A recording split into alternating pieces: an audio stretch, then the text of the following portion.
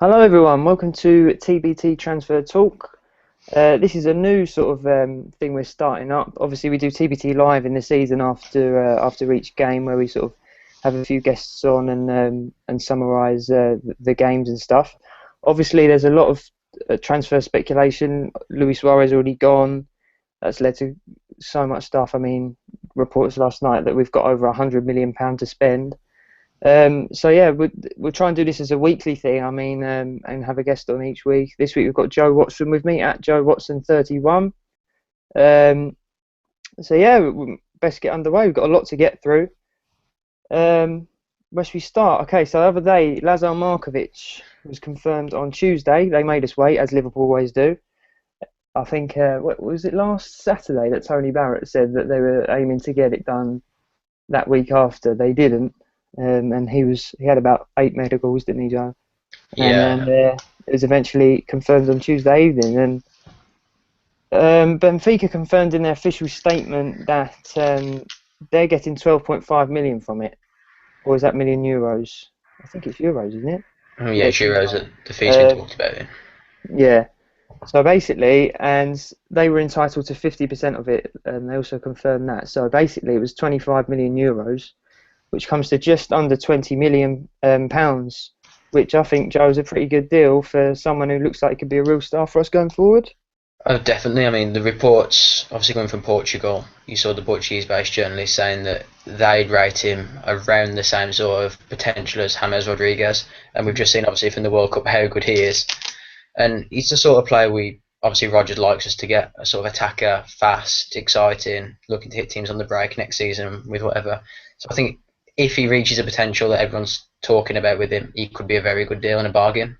Yeah, I mean, the prospect of him and Sterling on either side of Sturridge sounds absolutely brilliant. And poor old Benfica having their team dismantled a bit. I mean, I think Andre Gomez joined Valencia, and apparently Rodrigo's off there. I think they've lost their goalie.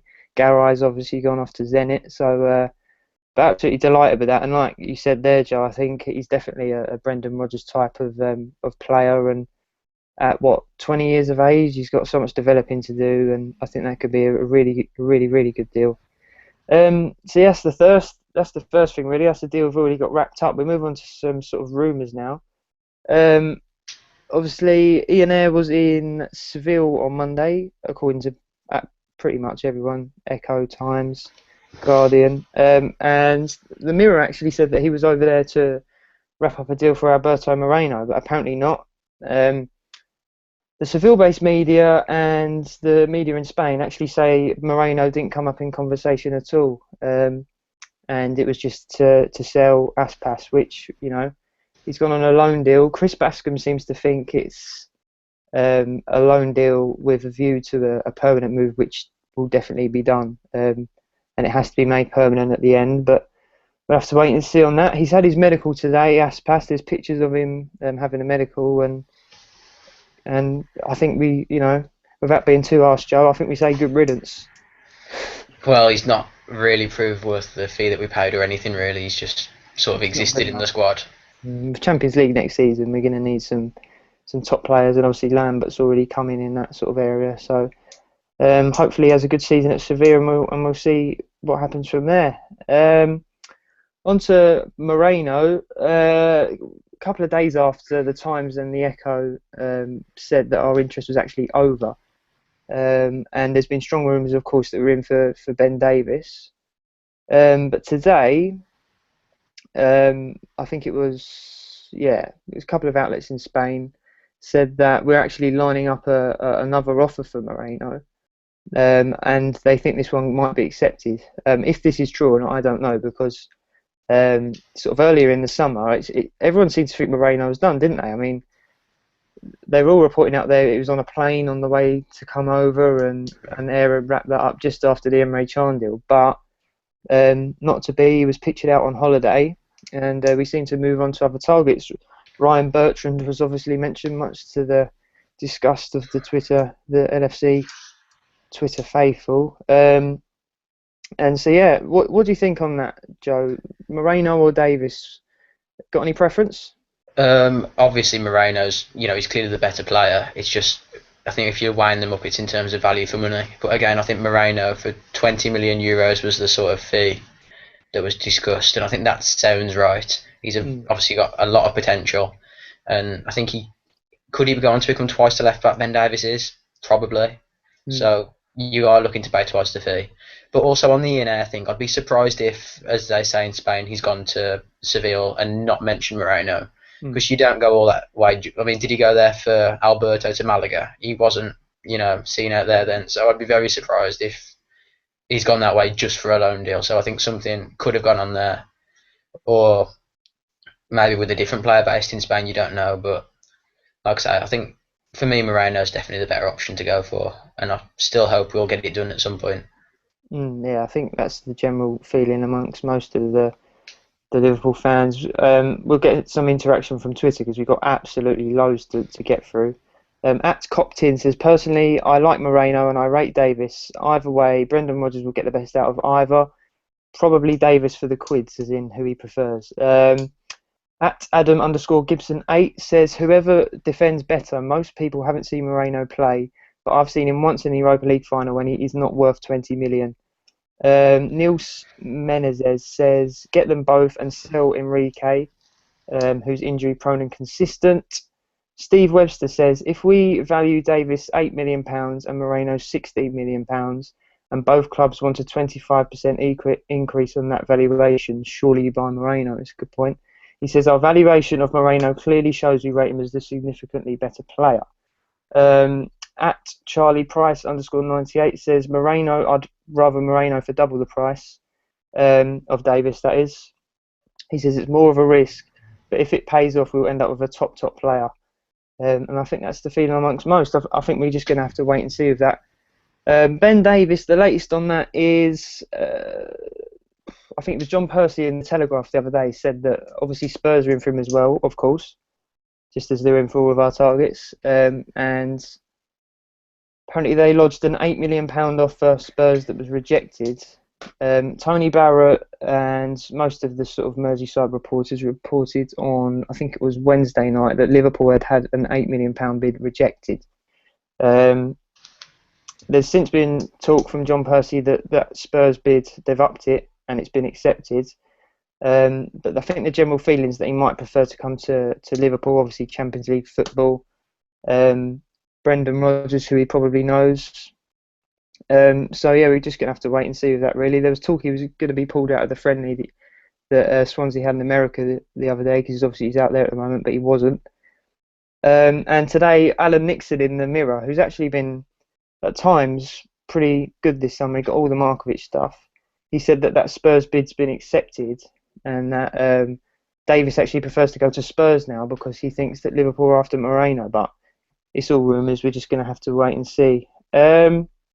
Next person we'll move on to, we'll stick with fullbacks. Today, just a small link that's just popped up today. Manquillo, the Atletico Madrid right back.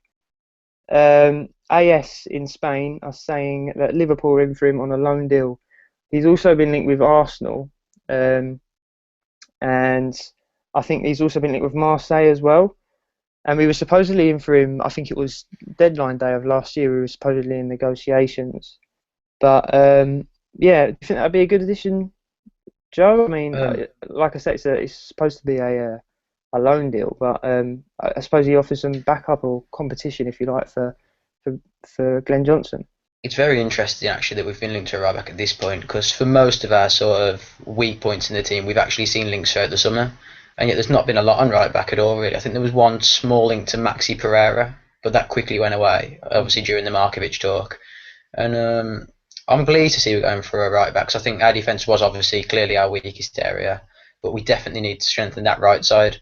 So Manquillo, I'm not sure. I can't say I've seen that much of him, so I can't say definitively if he's the right player for us or not. But if it's a loan deal, similar to Sissoko last year, look at him for a year. If he's not good enough, he's just gone, and it's not affected us financially. So I'm all for it. Yeah, I mean, there's obviously been sort of links to, like you said, there's not been many links to right backs.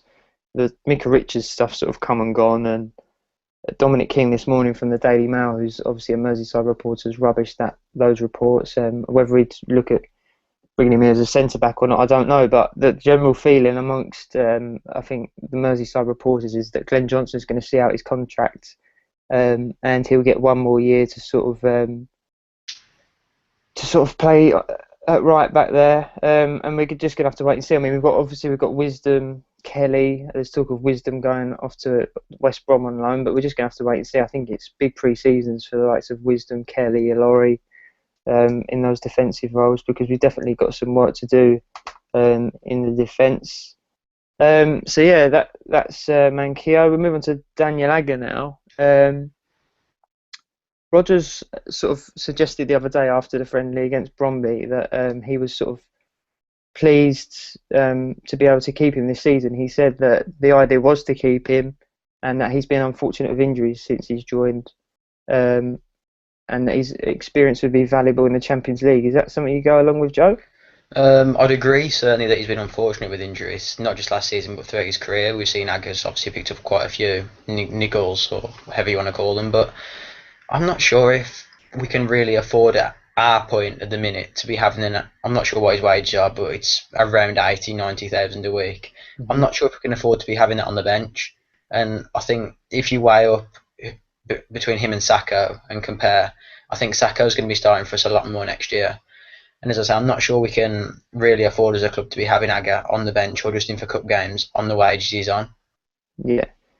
I think Agger as well sort of rubbished the reports. There's some rumours that have come from somewhere that his restaurants in Liverpool are up for sale and that his house was up for sale, but he rubbished them reports as well. So yeah, it'll be interesting to see how big a part he plays this season if he is to stay. And also, I don't know, I think DiMarzio's now saying that Napoli aren't in for Agger, so there's obviously been the links to Barcelona, but you wonder whether they'd look at a better sort of calibre of centre back now. Some reaction on Daniel Agger on Twitter. At Nishao says, yes, it is good to keep Agger. With us back in the Champions League, we certainly can use his experience. He's our best centre back when he's fit. At Peter Hillman says, Agger is loyal and a committed player who has obvious qualities for the team, so I'm happy for him to stay. Obviously, there's been links to Dejan Lovren. The latest on that really is that we're waiting. I mean, there was talk that he was going to sort of go on strike, if you like, over pre-season, and sort of not report for training and stuff, but he has. And the new manager Koeman seems to have had a word with him and talked him round a bit. But obviously, I suppose it's a bid. I mean, the amount has sort of varied amongst different media outlets, whether it's 18 million or 20 million. Nobody seems to know really. And a lot. This is another sort of, we were just saying off air before, that so many of these transfer targets seem to split opinion. But I sort of asked on Twitter earlier to people, if we weren't to get Lovren, what sort of alternatives are there out there that people would like to see come in? Have you got any thoughts on that, Joe? Any centre backs you think would be good for us? It really does depend again what we're looking for. I mean, Lovren, I think he's maybe the right sort, but for 20 million, you have to wonder if we are overpaying a lot. And as you say, there are better ones out there. The ideal one would be to go and say Hummels, someone like that, or Benatia from Roma. Obviously, they've both had fantastic seasons and they've got good reputations, but I'm not sure whether or not we can actually attract that sort of player. Like, why would they want to leave Dortmund or Roma, respectively, just to come here? We have to. At the minute, we're still in that sort of transition stage where we're building ourselves back to a Champions League regular club. So, in terms of realistic targets at the minute, you've got Steven Kolka was one who we were linked with, and obviously he's apparently agreed a fee with QPR today to go there. And I think we've missed out there, because I'd quite happily take Kolka, perhaps ahead of Lovren, and obviously it'd be a lot less of the price. So that's probably who I'd have been looking at in terms of maybe Premier League. If you're going to branch out, there's from Olympiacos, the centre back, really impressed me. Manolas, yeah. Really impressed me when I watched him last season in the Champions League. He's good in the World Cup as well, wasn't he? Yeah, I think he'd definitely be someone we should look at, because I think defensively, again, we were very poor, and we need to sort of improve the solidity there and get the right partner in for Sacco, which again, we need to be looking at right side centre-backs ahead of left-sided. So maybe that's where Lovren we need to take a step back from at this stage. Well, this is the thing, like, I wonder what sort of centre-back Rodgers wants. It hasn't really been clarified, really, and I think a lot of people expected the defence to be the place that would really be addressed this summer, but so far we've signed sort of 4 players, none of them are defenders. I mean, of course, Emre Can can play there. But, in Lovren, I think he's probably thinking, I mean, James Pearson have said that Liverpool see him as a leader at the back, which I'm not too sure about, to be honest, but I can't say I've watched much of Lovren. But I think what he can do, from what I've seen, is I think he played left-sided centre-back for Southampton last season. And for Lyon, I think he actually played right-sided centre-back. So, whether they've got in mind, like you said, whether they would prefer to bring in a centre-back to partner Sacco or they'd want one to partner Skirtle remains to be seen, really. But I think what they think about with Lovren is that he can probably play both sides. I think he's 24, is he, Lovren? Yeah. Which is obviously an age where he can still develop. But if it's not to be, it's not to be, and it's obviously a lot of money we're talking about, and we have taken 2 players off of Southampton already. I asked people on Twitter earlier what they would think of sort of alternatives to Lovren. At John Von Braden says, what about Toby Alderweireld as a centre-back option if Saints demand too high a price for Lovren? Now, that's an interesting one because Damasio said the other week that we were actually looking at him, and I think there's a couple of reports in Belgium as well. We were obviously linked with both Lovren and Alderweireld last summer, funnily enough, and now they've gone on to bigger clubs. Their prices have rocketed, and now we seem to be in for him still. But I think Alderweireld's another one that falls into that category of maybe sort of the club think he's quite a flexible defender because he played right back, didn't he, for Belgium, and he does play for right back for Belgium. This one's a top shout, I think. At Don Michael says Howardez would be ideal. That's the German centre back. I think he's the Schalke captain. Also versatile and can play as left back. Now, I tweeted the other day, I think that would be a really good one because if you think about it, he does tick all the boxes. I think he's 24 as well. He's a captain. They obviously want a leader back there. He's a Schalke captain. I think he can talk English. Like we've said, he's versatile. He's got great experience now. He's played in the World Cup final. He did, he was pretty fine for them at left back, really, wasn't he? Which is obviously he's in his position as quite a big right-footed centre back. So, what did you think on that one, Joe? Do you think I do think Paredes would be a good target, but again, he played left back or so in the World Cup. I mean, I'm not sure which side he plays for Schalke. Does he play on the right-hand side of the defence, or again, is he a left-sided? I think he plays right-sided. I could be wrong. Can't say I've seen it. Schalke we went after Papadopoulos, didn't we? Yeah, that's another one who, ideally, if he was full fit, he'd be a really good signing, but obviously with his fitness issues now, it's probably realistic to say he's not worth the risk, because he would be a risk at 20 million. Yeah, very true. We've got a shout as well from at Daniel J. Ely, who says Semi Kaya from Galatasaray has been pretty solid for them in the Champions League. Mohamed Atef says De Vries, the Dutch centre back. Who's he linked with? Where did I see he might be going? It wasn't Porto, that was Martins Indy. Can't remember, but he would be a very good signing. I think he'd certainly be something that we should look at. Unless, I was going to say, speaking of Paredes, maybe an experienced centre back might be something to look at. Because obviously we've got Thiago Ilori waiting in the wings. And I think he's certainly seen as one for the future. So maybe if we were to get a centre back, the sort of age range 27 to 30, and then we can phase Ilori in with them, as opposed to buying a young, very good centre back who's then going to have to be sold on in future seasons for Ilori to sort of take his place. Yeah, there's also a shout for Ron Vlaar, and it's a funny one with him because for Villa, he doesn't seem anything special at all. No. At the World Cup, he had a couple of good games, but to be fair, most of Holland's defence did at the World Cup. So yeah, I don't think he'd be one we'd look at. Right, so that's the defence we've basically covered there. At Mr. JZ009 says, any suggestions on a goalkeeper Liverpool should look at to be first choice or compete with Mignolet? We've obviously been linked with, earlier in the window, Michel Vorm seemed to be on, but apparently we sort of called our interest, and I think he'd have been quite happy to come as well, but whether they want a younger keeper or not, that seems to be the idea. You got any ideas for a backup keeper maybe? I mean, obviously Rainer's come back to the squad, hasn't he? So remains to be seen what happens with him. But I get the impression from Rodgers' quotes on him a few months ago that the idea is that he's going to move on. So any goalkeepers you think would be ideal? For a long time now, I think I've wanted us to sign Jack Butland. From when he was at Birmingham, I thought he's a very good prospect. He's just a very solid keeper. But obviously he's gone to Stoke now. Didn't get much of a chance there, so I went out to Leeds, and now he's come back. I wonder if we should maybe go in and try and test the water for him. Sell it to him as getting the cup games. He'll start to play just as much with us as Stoke, but he'll be at a Champions League club. And I think he'd be my number one target personally as a backup. It depends as well whether we want to sort of replace Mignolet, and maybe we'll go with the angle of having two good keepers that can sort of interchange whenever we want. Because I mean, Manchester City did that obviously with Shay Given and Joe Hart, which was quite successful. Yeah. Before one took over. I mean, there was links with, obviously he had a fantastic game during the World Cup. Ochoa from Mexico. Yeah, I was just about to say there's a lot of goalkeepers that were brilliant at the World Cup, weren't there? There was Ospina, who apparently is Arsenal bound, and there's Navas, who's apparently Madrid bound. Yeah. But, I mean, as soon as Ochoa had that good game, there were obviously links because he's a free agent.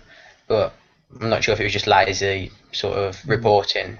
A free agent's had a good game, everyone's after him, but based solely on that game, he could be a solid option. And Yeah, I mean, like I say, I wonder if it's the idea is for a younger keeper. I mean, we've linked with Darlow as well. And what would your thoughts be on Reina potentially staying? Would you be up for that, or not really, to be honest. I think is that his time? Yeah, I mean, there was obviously a lot of talk about what had gone on when he left, but from the sounds of it, he was waiting for Barcelona to come in for him. They didn't, and then he was happy to stay. But I don't think we can. I know there's obviously the idealistic mentality that we want all our players just to be happy with us and no one else, but we certainly don't want someone that's going to turn around and blame the club for trying to get rid of them when they've been trying to engineer a move all summer to where they want to go. Yeah, And we've got quite a few. his time's gone. His time's gone, and high wages, backup keeper. I think no, we should just find a buy for him and say bye with the memories of when he was, a fantastic keeper for us. Yeah, it was excellent. Got a few tweets in about Reina actually. Charlie Price says on Reina, wages are way too high to keep him sat on the bench. Paul Edwards says can't have a number 2 on 100k a week. That's a very valid point. Definitely true.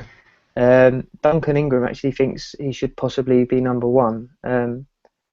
It's a split opinion thing. He was a solid for us, wasn't he, for so many years, and then the last season he was with us, he really went downhill. Okay, so that's the goalkeeper department sorted. We'll move on to attack now. Obviously, Luis Suarez has left.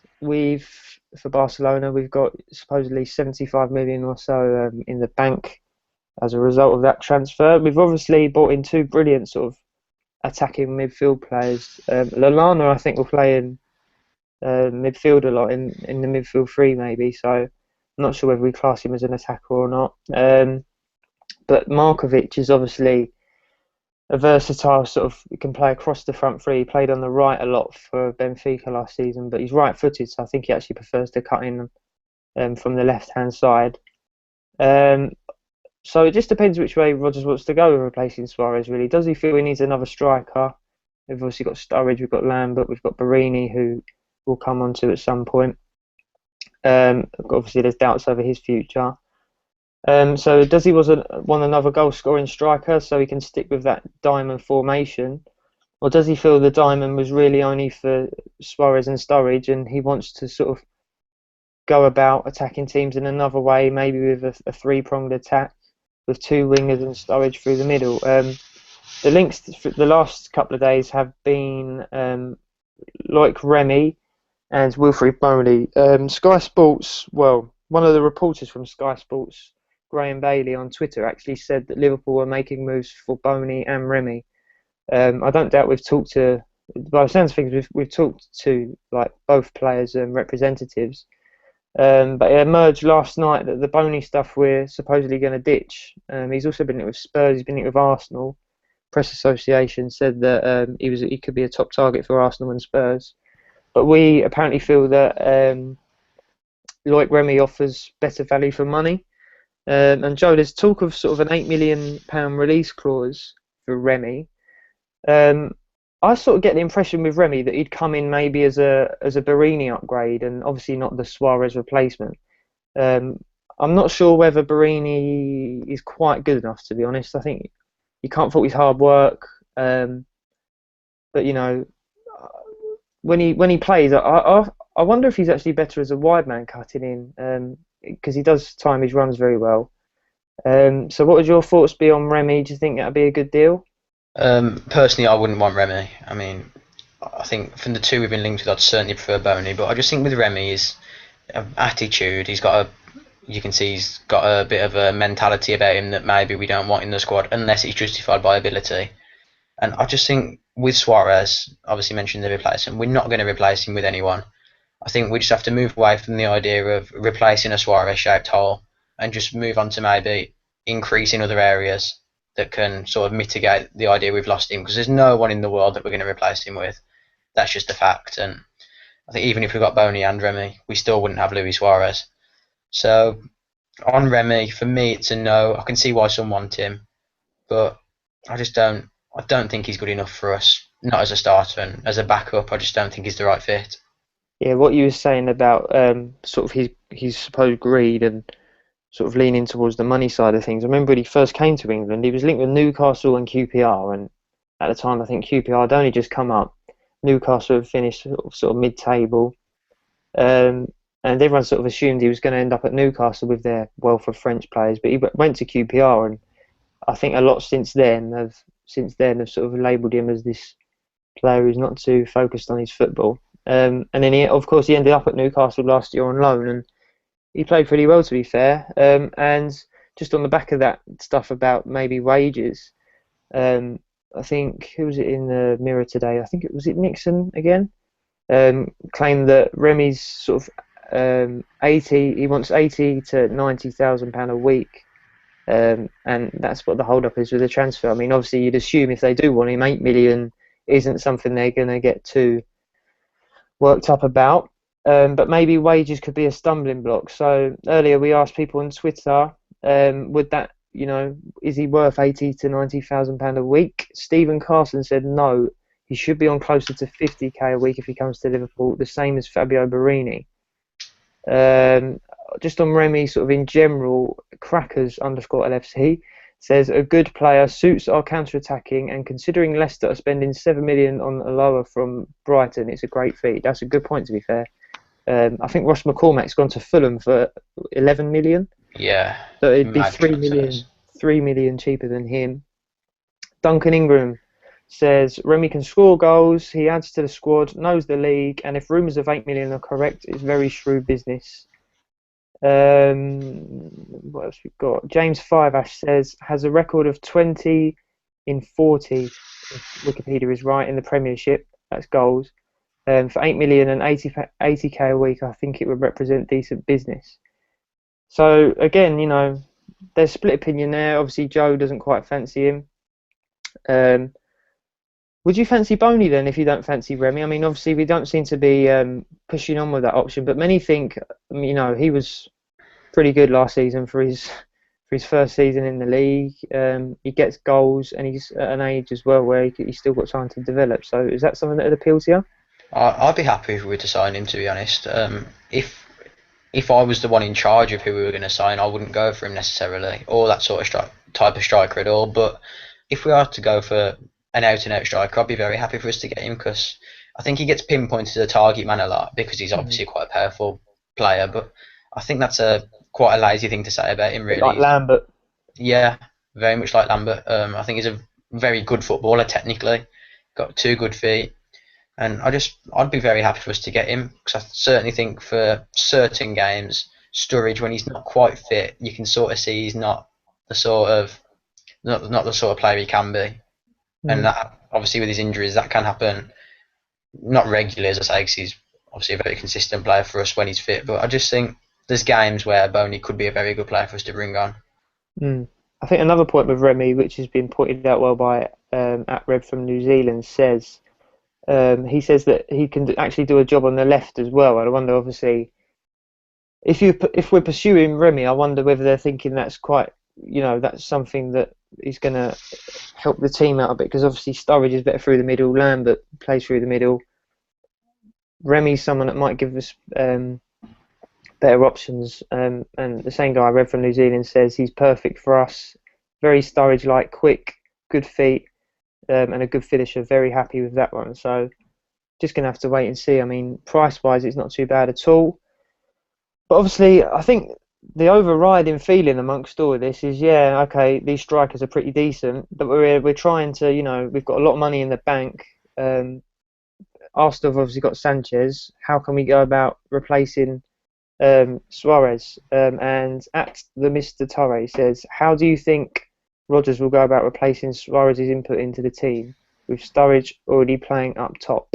Will it be hard to find a striker as versatile who can interchange like they did? So, Joe, just tell us how you think we might go about trying to sort of... You can't fill a Suarez void, can you? But no. So, how I think we'll do it. Again, I'm not sure. I think I'd like the sort of player that people seem to think Remy is, where you can get him both sides or up front. I just don't think Remy's the right player for us. Ideally, you've got Marco Reus. Is he sort of realistic? Maybe not. But I think it's that sort of player we want. I don't think we're going to see a combination like Sturridge and Suarez, where they had that sort of ridiculous link-up play. And we saw, I mean, the best example was in the Cardiff away game with that Sturridge back heel for Suarez to get onto. We're not going to see that sort of partnership again. They just clicked perfectly as players together. So I think we just have to, as I've mentioned earlier, look at sort of increasing other areas of the attack, as opposed to trying to get something which we're not going to achieve. Some news that's actually just broken. Apparently, according to Nick Postinger, the Times are saying that Liverpool and Sunderland have agreed a fee of 14 million for Fabio Borini. If that's true, whilst we're on we was going to go into Borini anyway. It's good timing. 14 million's a good deal, isn't it? It's our money back, certainly, for a player that I don't think many saw with a future. I mean, that's a very good deal. I'm happy to see that we've got that sort of money for him. I'd have been happy to have Borini in the squad, actually. I do think he could have been a sort of useful player, sort of an upgrade on what Aspas was for us last year. But if we're getting that sort of money for them sort of players, fine by me. It's a good deal as well for the club. I doubt he'll get much credit for it, but Ian Ayre, again, if he's got anything to do with that negotiation, he's done well for us again in terms of bringing money in. Yeah, I'm not sure if it's legitimate or not. I wonder if it'll break at 10:30 when all sort of the stuff comes out tomorrow, because it's only come from one person, but Nick tends to be quite a decent guy. So, if that's true, absolutely brilliant and good business from Ayre again. Moving on as well to sort of other good stuff from Ian Ayre.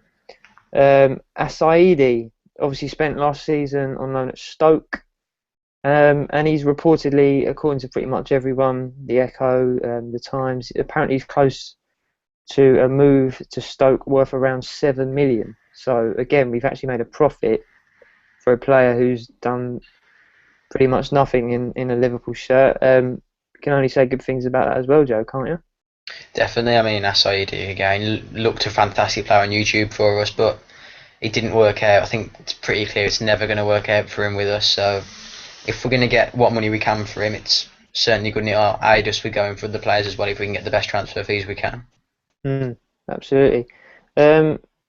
Obviously, as well in attack, Divock Origi is one person we haven't talked about. Did you see much of him at the World Cup? I thought he was brilliant for Belgium, and if we can get that deal over the line, which apparently, as of last night, Liverpool, according to Tony Barrett, were very hopeful of getting it over the line. He's obviously been pictured at Melwood talking to Rodgers.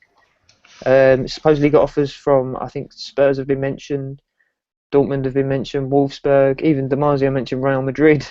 Yeah. So would you be happy with that one? I mean, he's obviously going on loan back to Lille next season, but as one for the future, I think that could be brilliant. Do you?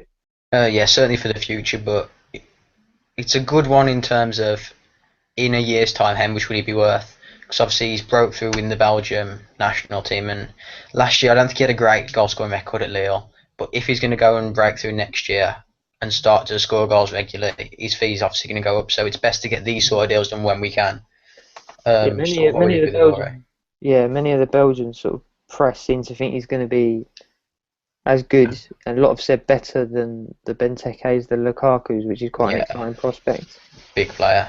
He did look, I mean, he looked cool as you like, didn't he, at the World Cup? He looked like he'd been playing, looked like he played in about 4 World Cups before, and he was brilliant. I mean, he scored a good goal against, I think it was Russia. Mm. He looks, seems to have quite a lot to his game. Finishing was good, very, very quick, quite tall, and obviously pretty powerful as well. So be a good one to get over. I don't think his scoring record in at Lille last year was particularly great, but I think I'm led to believe he was playing out wide quite a lot. So hopefully that's something that might change next season. He'll be in a more central role. Mm. We've covered a lot. Final question we've got. Robert South says, "Hey guys, why do you think Liverpool aren't interested in Firmino anymore?" That's the Hoffenheim attacking midfielder. I'd personally say it's because obviously we've signed Adam Lallana, who I think, I'm not sure Firmino's particularly, I'm not sure how much he's played out wide, to be fair, and Lallana we've obviously spent supposedly sort of 20 million or so on. So I think that would be why. Have you got anything to add on that? Is he a player you'd like to see join? Definitely. I do think he's a very good player, and I think if it was in terms of purely do we get him all alone, I think a lot of people would have wanted Firmino, and I'd have been in that sort of category. But I'm not sure if we were ever really in for him, to be honest. Obviously, there was the rumours when he was playing well, but there was nothing sort of concrete that came out, and you don't know what the situation is, if he's happy at Hoffenheim, doesn't want to leave or whatever. But I certainly think he's a talented player, and I'd like to think we would look at him if he was to be available. Yeah. Okay, and I think we'll wrap up there. I mean, we've had a lot to talk about for an opening show for sure, and it's only going to get busier. I mean, we've only just reached the halfway mark in July, and already got 4 players in, players on their way out. I'm sure we'll probably hear more tonight on this Barini stuff. Pretty good if true, I think. I mean, it sounds harsh, but I don't think he's quite up to it, and it's a very good fee, and I think he could do quite well at Sunderland with a manager who rates him. Just to finish off as well, this news whilst we're on the strikers that Ricky Lambert, who was obviously he wasn't scheduled to start playing until the tour. We offer this tour of the USA on Sunday, but he's reported early for training. He's been pictured at training this week, keen as you like, and apparently there's a chance he's going to play tomorrow against Preston. So that'll certainly be good to see him get a run out. That could be as a result of Barini going, maybe. You don't know, because obviously without Barini, we had Peterson up there the other day. Jack Dunn's injured, and obviously Sturridge doesn't return until the weekend, until Sunday, sorry.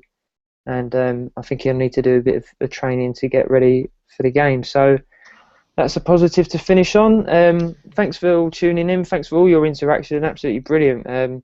Sorry if I didn't get to read out your tweet, but we filtered through as many as we can. There was absolutely loads. So brilliant interaction. And like I say, we'll try and make this a weekly thing with a guest on each week, and try and keep you up to date with the latest transfer news. So we'll see you next week.